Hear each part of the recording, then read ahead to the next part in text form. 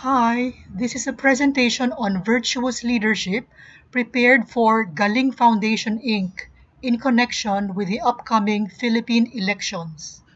My name is Aliza Daya Racelis, a first cousin of Toni Daya-Luetgers, the founder of Galing Foundation. I teach at the Business School of the University of the Philippines in Diliman, Quezon City. My current research interests are in the areas of leadership, business ethics, corporate governance, virtue theory, social responsibility, and sustainability. In 2018, I was fortunate to have been granted a Fulbright scholarship to do research and teaching in the US during the fall term. It is the duty of citizens to contribute along with the civil authorities to the good of society in a spirit of truth, justice, solidarity, and freedom. The love and service of one's country follow from the duty of gratitude and belong to the order of charity. Submission to legitimate authorities and service of the common good require citizens to fulfill their roles in the life of the political community. Note that justice, charity, service in the previous slide are virtues. A virtue is a good habit acquired through practice. It is the virtues that make up character. Leadership is a question of character. By practicing the virtues, leaders become mature in their judgments, emotions, and behavior. The signs of maturity are self-confidence, coherence, psychological stability, joy, optimism, naturalness, freedom and responsibility, truthfulness, and interior peace. Among the virtues, there are what we call chief moral virtues or the cardinal virtues. These are temperance, also called self-control, prudence, fortitude, also called courage or bravery, and justice. These cardinal virtues constitute the foundations of leadership. Temperance, or self-control, subordinates the person's emotions and passions to the spirit and directs their vital energy to the fulfillment of the mission at hand. Prudence increases the leader's ability to make right decisions. Fortitude or bravery permits him to stay the course and resist pressures of all kinds. Justice, on the other hand, impels him or her to give everyone what is due to him or her. These four virtues are the bedrock of leadership. Magnanimity and humility, which are principally virtues of the heart, constitute the essence of leadership. Magnanimity is the habit of striving for great things. Leaders are magnanimous in their dreams, their visions, and their sense of mission, also in their capacity to challenge themselves and those around them.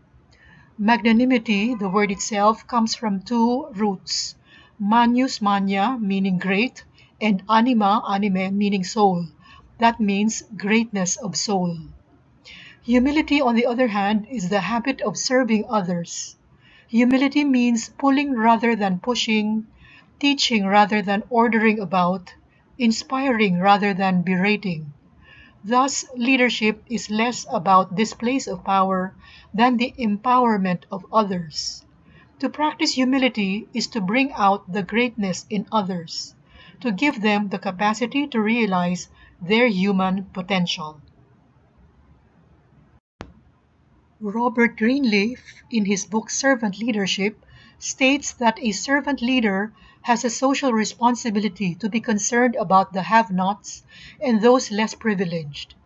If inequalities and social injustices exist, a servant leader tries to remove them. Quote, service ought to be the distinguishing characteristic of leadership. Not only would it create a better, stronger society, but people themselves would find greater joy in their lives if they raised the servant aspect of their leadership and built more serving institutions. Unquote. Prudence. The Greek word is phronesis, referring to a type of wisdom or intelligence. It is more specifically a type of wisdom relevant to practical action, implying both good judgment and excellence of character and habits. It's the practical virtue, also called practical wisdom.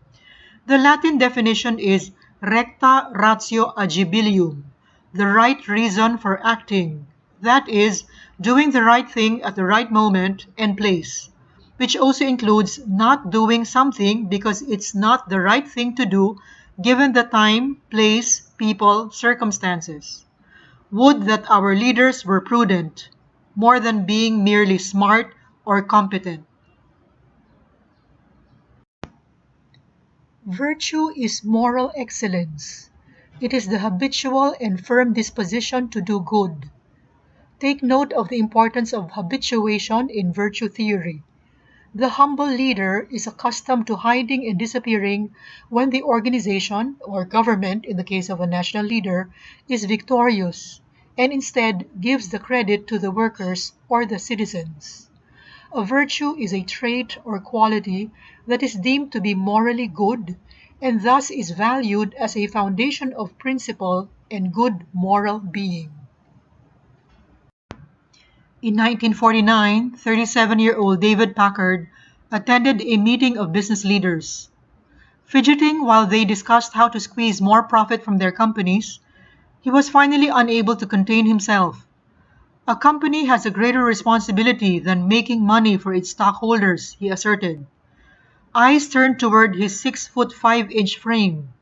We have a responsibility to our employees to recognize their dignity as human beings, Packard said, extolling his belief that those who help create wealth have a moral right to share in that wealth. In Aristotelian virtue ethics, there's the idea that persons of character, habituated to being brave, loyal, compassionate, just, kind, competent, are more likely to make the right choice when faced with ethical challenges. Because virtue is a habit acquired through practice, I say leaders are not born but trained. Not everyone can become president or prime minister or win the Nobel Prize for literature or grab a gold medal in the Olympics. But everyone can grow in virtue. Leadership excludes no one. Leaders reject a utilitarian approach to virtue. It is not something they cultivate just to become better at what they do, although it is good to want that. They cultivate virtue first and foremost to become better people. Arete, the Greek word for virtue, implies excellence of being rather than excellence in doing. A colleague and I wrote about virtuous leadership in a paper at a conference which got published eventually last April 2021 in the Philippine Academy of Management e-journal. We showed that in organizations that give premium to virtues, followers can identify and appreciate specific leader virtues and articulate their manifestation through virtuous behaviors. The top virtues we identified were supportiveness, concern, respect, friendliness, generosity, maturity, sincerity, and hard work. Virtuous leadership elicits trust and respect and embodies the qualities of new normal leadership. The findings provide evidence for Aristotelian virtue ethics, which underscores that virtues are carried out knowingly and voluntarily. The second chapter of this business ethics textbook, which I co-wrote with two Germans, deals with virtue ethics and common good in leadership and governance. We highlighted the virtues which leaders of today are very much in need of. I wish to highlight here 5. First, courage, also known as fortitude or bravery. Courage, it is said, is not the absence of fear, but the ability to act in its presence.